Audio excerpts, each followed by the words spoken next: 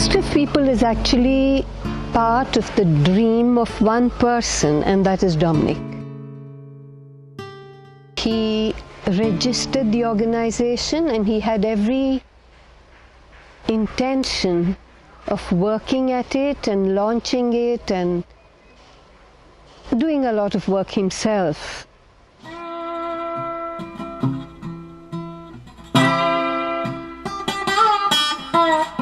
When Dominic was found to be HIV positive, the personal trauma that he went through gave him, I think, the motivation to try and make it easier for people who were caught in the same kind of situation.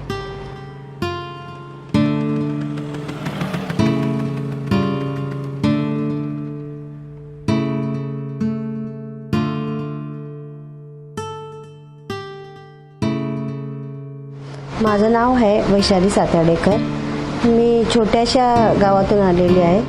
तेव्हा माझं मी अस्तित्व माझंच मी काय ठरवलेलं आहे. आणि मी 2012 पासून shop उघडलेलं आहे. आणि माझं नवऱ्याने सगळं बिझनेस चालू केलेलं.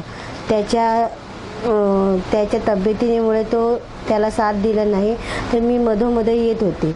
मला काय समजेना झालं. जेव्हा असं समजलं की माझं काय अस्तित्वच नाही आहे म्हणून, जेव्हा मी दुकानावर येऊ लागले तेव्हा रडत होती जोरजोराने. काय म्हणून माझ्या नवऱ्याला असं झालं, मी असं झालं, काय करू आता, काय नाही असं समजलं होतं.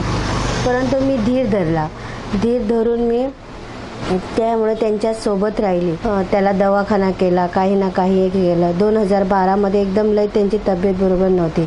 जरा हॉस्पिटलमध्ये जाऊन कोणी मला सांगितलं की पॉझिटिव्ह पीपलची मीटिंग चालते आहे. तेव्हा मी पॉझिटिव्ह पीपलला गेले आणि ते मीटिंग अटेंड करायला लागले. मीटिंग अटेंड करता मला समजून आले मी एकटीच नाही आहे. सगळे असं लोक आहे, काय पीडित आहे, कसं माणसाचं आहे. पॉझिटिव्ह पीपल्सची मीटिंगला भरपूर लोक येत होतात. तेव्हा मला अश्विनी, मग पीटर सर आणि काय स्टाफमध्ये लोक होती. त्याने मला बरंच काय सांगितलं.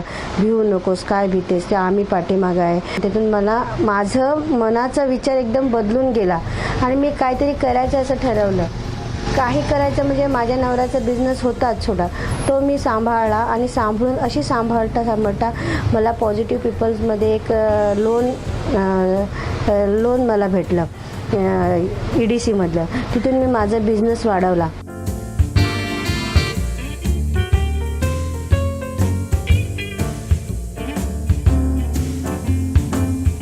आता मी म्हणजे बिझनेस मी सांभाळते. माझा नवरा नाही आहे आणि मी माझ्या पोराने सगळ्यांना सांभाळून मी बिझनेस चालवते. आणि आता मी इंडिपेंडंट आहे आणि मी चांगली राहते आणि हसून खेळून दिवस काढते.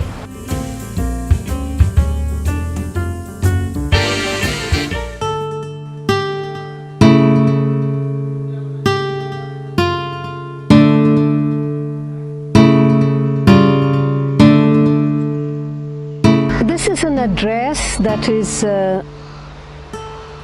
in a way very familiar to me because my friends and I would visit Dominic here.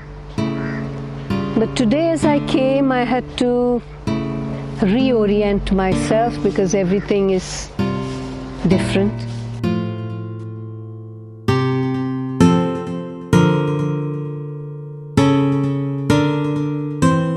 It became a big part of my life for some time, especially so when he was given interim relief and he was allowed out of that isolation room where he was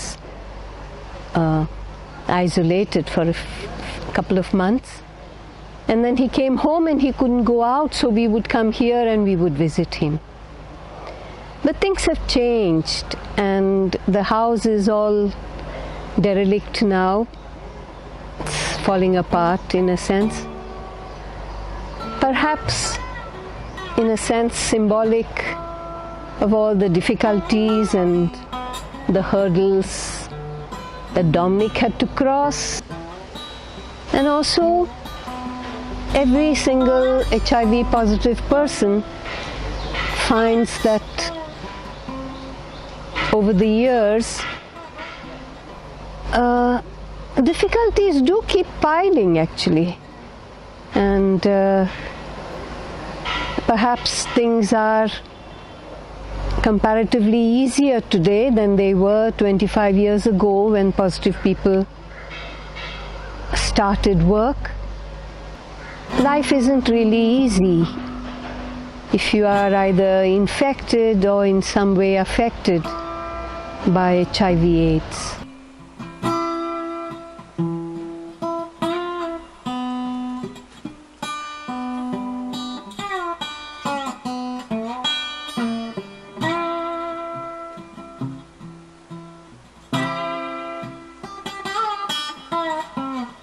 In 1992, positive people started functioning.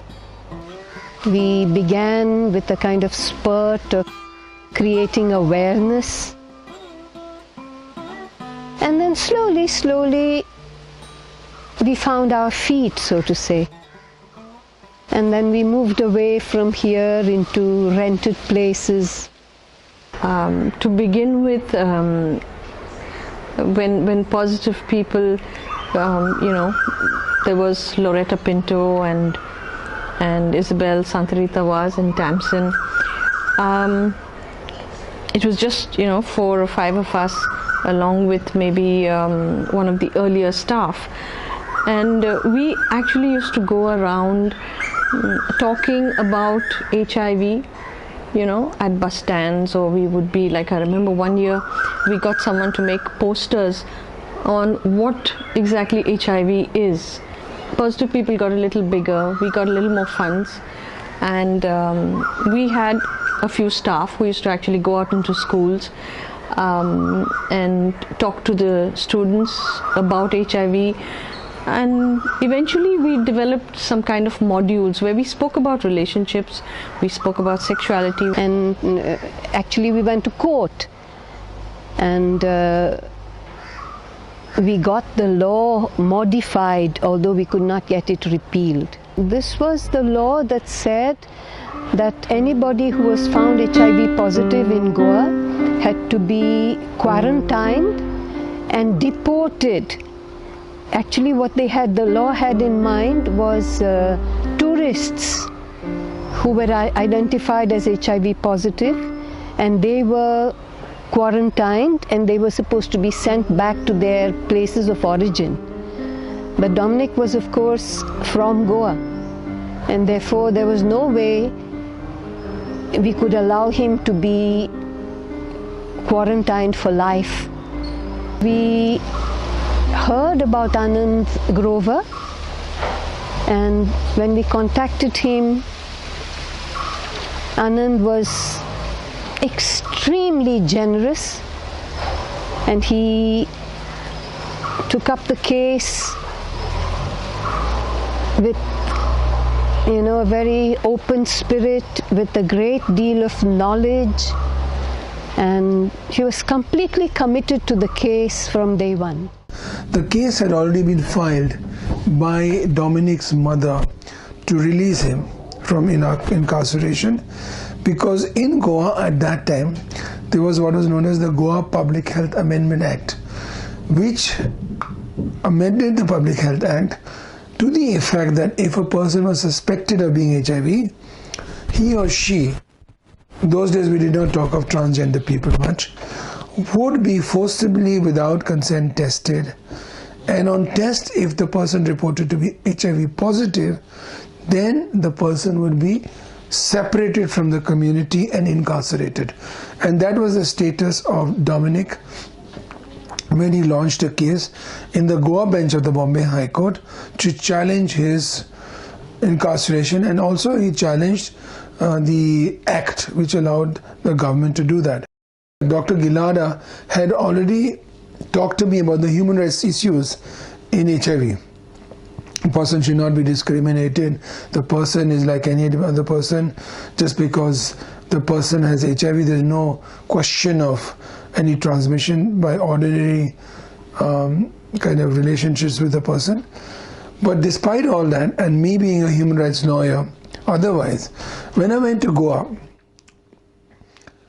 I normally used to stay in a small hotel, but I went up to my room and the door was ajar, and I saw from the door a person lying on the bed.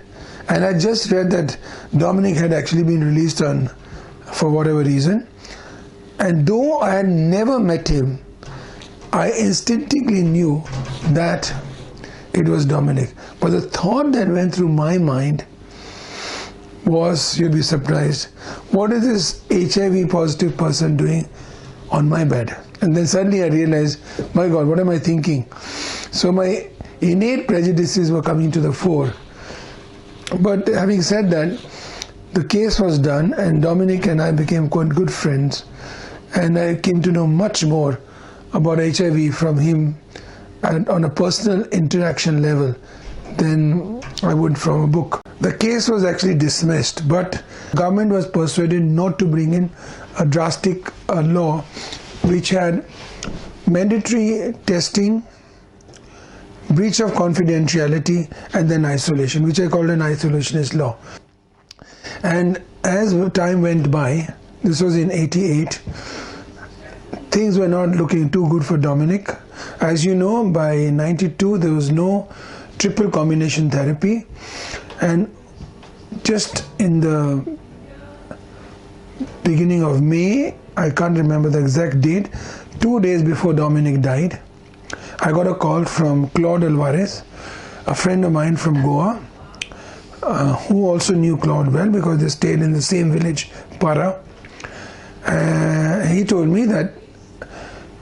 Claude told me that Dominic was in Breach Candy Hospital and I should see him on Friday before I was to go to Delhi.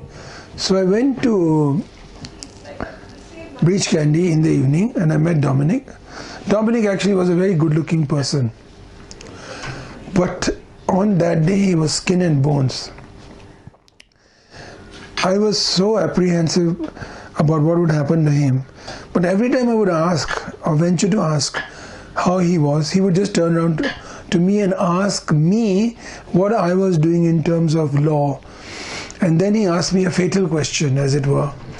He asked me firstly whether I was still doing HIV work, and I said of course I am doing it. Then he extracted a promise from me.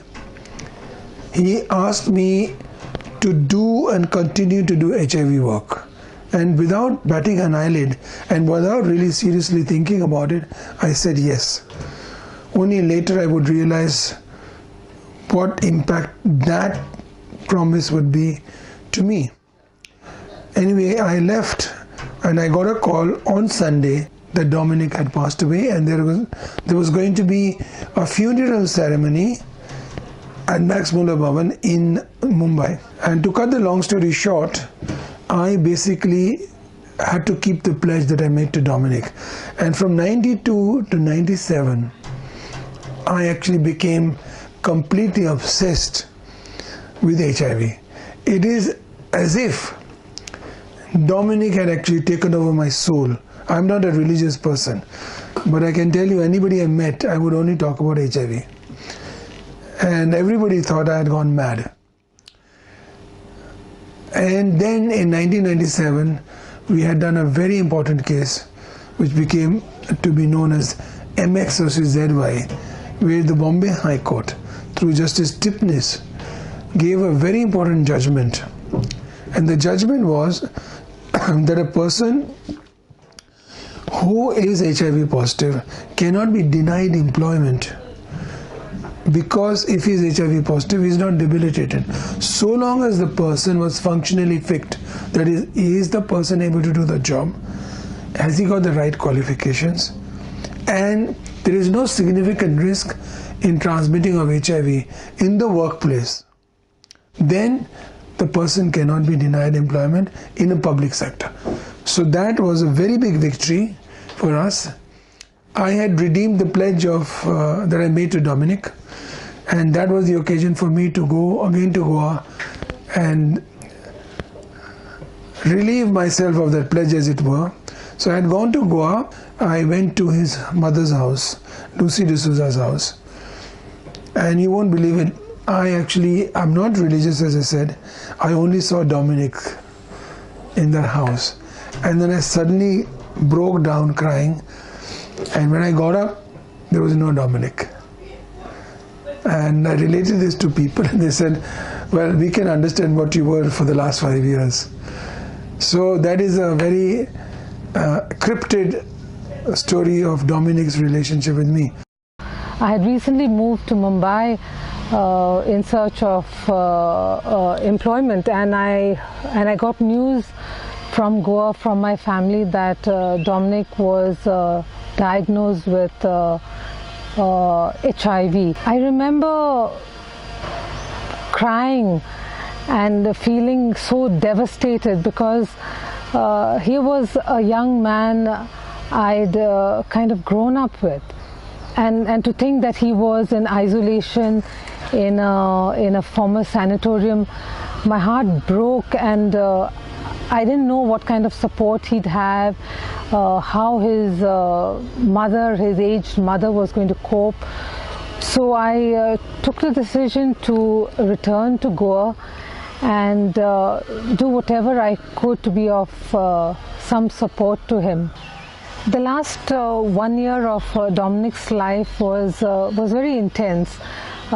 He got very involved with the organization that he'd set up, Positive People. He'd already started lobbying on behalf of HIV positive people. He started to attend workshops and seminars, and he was hopeful of a lot of achievements. He wanted to do a lot for people in similar situations. As a person that I knew, he was a very, very kind-hearted soul, always thinking of the other person. Actually became very well known in HIV circles because of his ability to speak so well, because of his compassion and passion for people who became those living with HIV. And he did a lot of work, and in fact he became a celebrated HIV activist, not only in India but around the world. Positive People has been the pioneer in HIV, and so we also try to look at areas which are not so well looked after by other people. We have touched thousands of lives, trying our best to make a difference to them. Because another thing is, there's a lot of discrimination in society, in different sections. So they have to undergo a lot of difficulties, hardships. So they need a lot of counseling, they need a lot of boost, and then a lot of advocacy needs to be done so that people can change, the health services, the government departments can change. We work with female sex workers. We are working with orphans. We are working with orphans, as in those who are infected, those who are affected. We are working with injecting drug users. If I look at the female sex workers, I find that today we have young women, we have youth who are daughters of the sex workers. They're in the age group of 18, 19, and the sad part is that they continue to do the work their mothers do. That's one area where we think, at least we've been talking about it, we've been saying, hey, we don't need 18-year-olds getting into the same trade, but what can we offer, what can we do? Another area with which we are facing problems of late is the adolescents who are no longer in the children's homes. So when they come out, we are having a lot of issues in trying to tackle them, because they are now in a different plane of living. There are several issues with them, that is regarding employment, regarding their daily living, and also there are several other issues of behavioral issues, sexual issues, understanding so many things, learning to be on their own feet, and naturally they are still children yet, so they also get sometimes carried away. They also have their own interests. They also do certain things which should not be done, or they are going slightly off track. So we have quite a huge challenge in front of us.